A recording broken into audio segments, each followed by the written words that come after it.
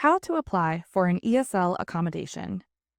If you speak or read English as a second language, you have the option to apply for ESL accommodations when taking NCARB's Architect Registration Examination, or ARE. There are 2 ESL accommodations available: additional testing time, as well as the use of a word-to-word translation dictionary when in a test center. Any ESL candidate can apply for either or both accommodations. To apply for ESL accommodations, follow these steps. Step 1. Confirm you are eligible. If English is not your first language, you are eligible for ESL accommodations. Step 2. Log in to My NCARB.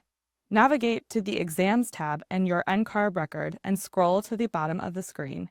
Click on the Request Accommodations button. Step 3. Select the accommodation you'd like to request. You'll be asked to confirm your record information and your accommodations type. After selecting English as a second language, you can indicate if you'd like to apply for 20% additional testing time, the use of a word-to-word translation dictionary, or both.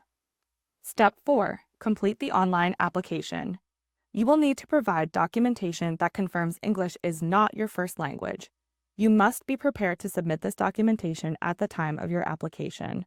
Acceptable documentation can include a copy of your birth certificate or passport from a non-English speaking country, b. a letter from an academic institution confirming your primary language, c. documents from your test of English as a foreign language or International English Language Testing System assessment, or d. if you do not have any of these documents, you may submit an ESL attestation form signed by your employer, a current or former educator, or public official. You may not sign the attestation form yourself. Step 5. Receive NCARB approval. NCARB typically processes accommodation requests within 7 to 10 business days. Do not schedule an exam appointment until you receive written approval for your accommodation.